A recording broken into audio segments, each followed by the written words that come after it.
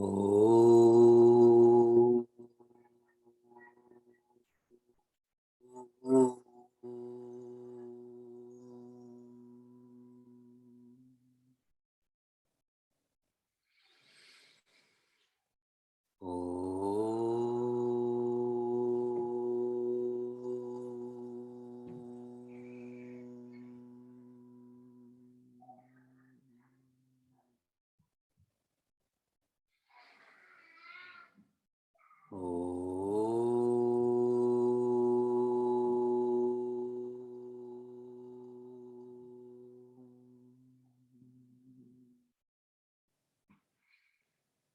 Welcome to Meaningful Mornings.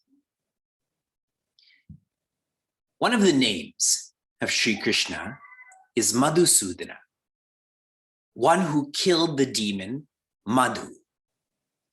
Madhu means honey. Honey is the result of the cooperative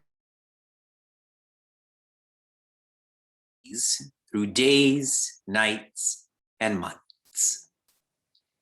It is not the product of one individual. It is the result of thousands and thousands of bees coming in and out of the same beehive. Each bee visits each flower, sucks up a little bit of honey in its proboscis, stores it, and the honeycomb is formed. Thus, honey is the result of continuous effort. From the honeycomb of your mind and intellect, be going out, visiting every flower,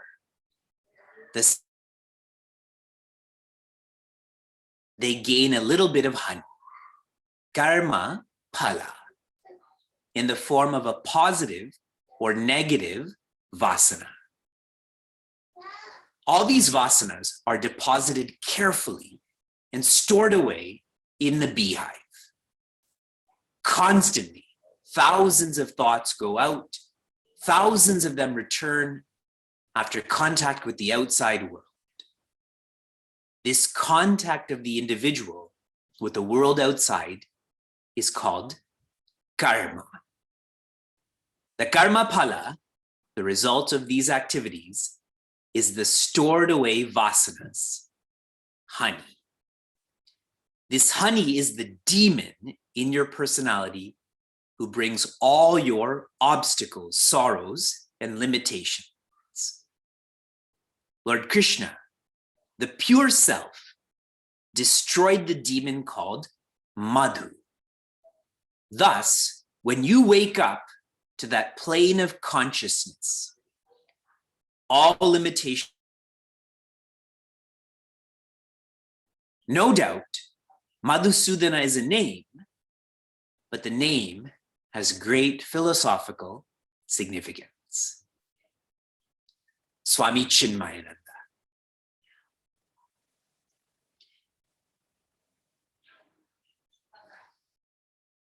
Checking in with all of you. Can you hear me enough?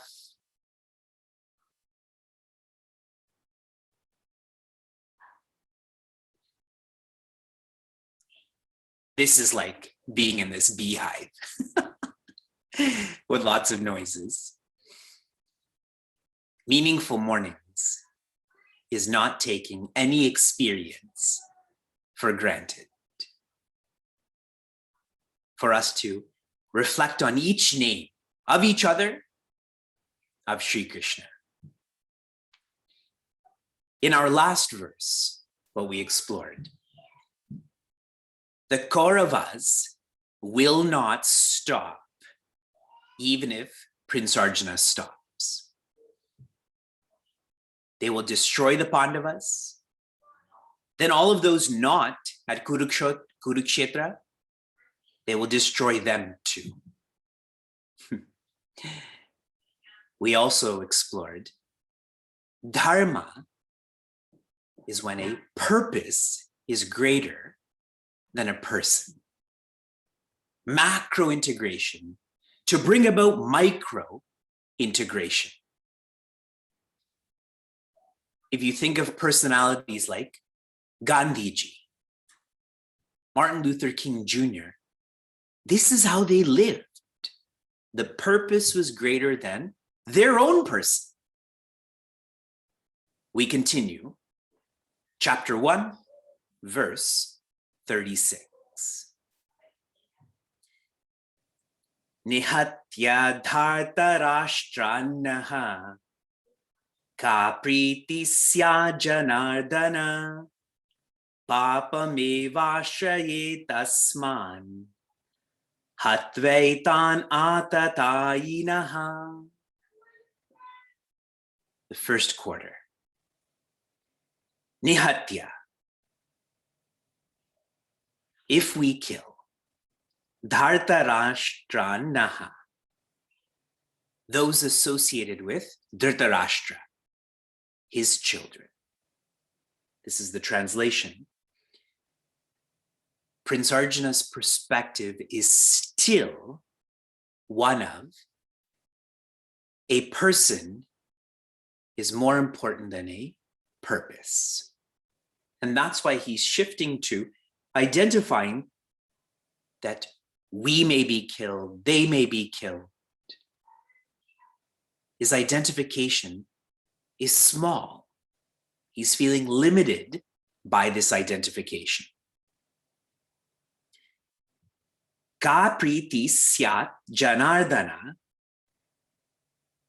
If we kill these warriors, ka pritihi, what pleasure, what utility, syat janardana, O Krishna, what will we gain? What this shows about Prince Arjuna, he feels that with dharma, with his responsibility, that there should be a reward, that there should be a result. When we follow dharma, our responsibilities, there may or may not be an external reward. And that's the point of dharma, is that you should self-reward yourself with more quietude of mind, with more courage.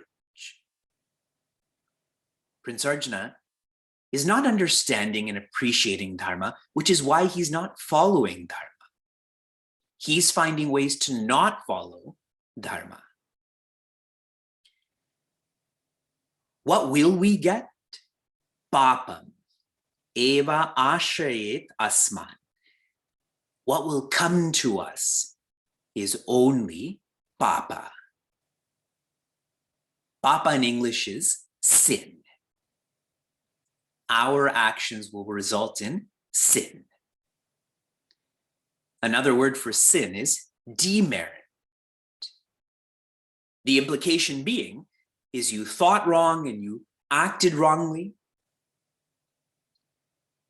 In Vedanta, the science of happiness, sin, demerit, is made most personal. A papa is that which distances you from you. Who you fundamentally are. When we engage in wrong thinking, wrong speaking, wrong acting, we feel far away from infinity, divinity, happiness. When we externalize sin, then this doesn't help us to better ourselves. Externalizing sin makes us future-oriented. That I can act wrongly now and pay for it later. Vedanta teaches us to internalize this. When you think wrong, the result happens right away, that you're agitated. If Prince Arjuna does not fight, suppose he leaves Kurukshetra and he goes to Lanka, Sri Lanka, and hangs out on the beach. Suppose he goes to the Himalayas and he goes heli-skiing. Where will his mind be? His mind will be filled with regrets. His body may be somewhere, but his mind will still be here. And finally, hatva etan atatayinaha. We will only incur sin if we kill these terrorists. Atatayinaha. Some define this as felons. You can see that in Swami Chinmayananda's commentary. When we had studied this, this word was defined as terrorist. Now think of the world. How much chaos domestic terrorists cause? How much violence international terrorists cause? And what is every country doing? Trying to quell that, trying to impede that. The same is happening here with Sri Krishna encouraging Prince Arjuna to focus on macro integration, micro integration. Whenever we study Bhagavad Gita, we always do this in isolation. Prince Arjuna is justified. Why should he have to kill his cousin? But what if his cousin is a terrorist? You put yourself in this position. They have tried to kill Prince Arjuna and his family repeatedly. They cheated them, put them in exile, and then hunted them. They are terrorists. And if that's too much to absorb, a solid movie that I once watched is called Only the Brave.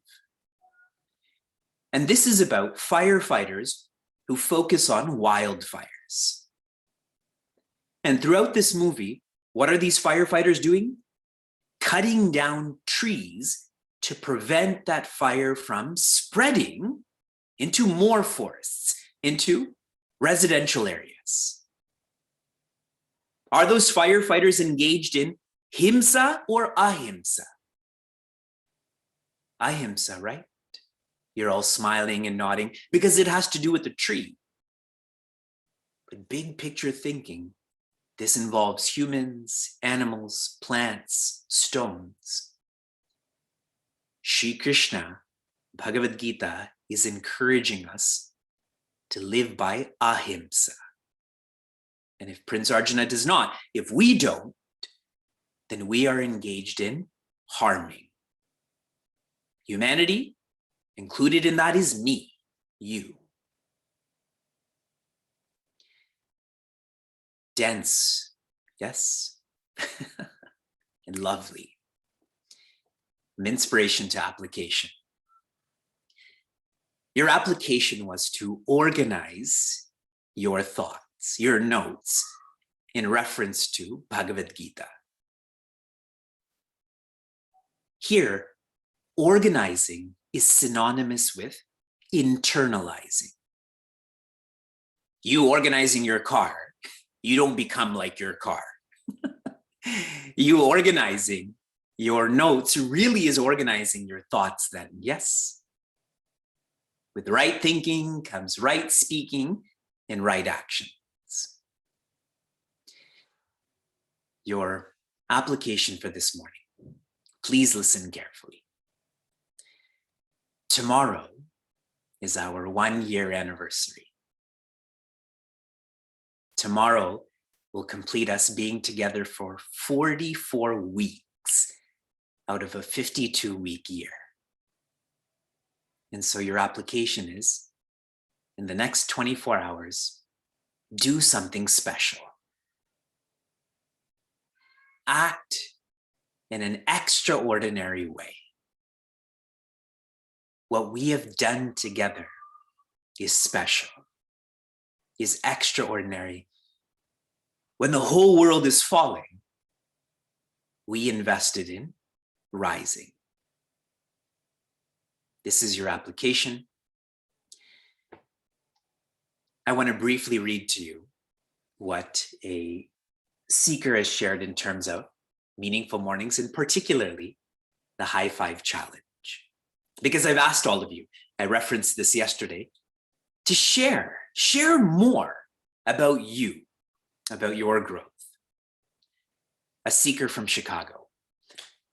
Why we sleep more than necessary has been a wake-up call, pun intended, reflecting on how a strong purpose fuels us.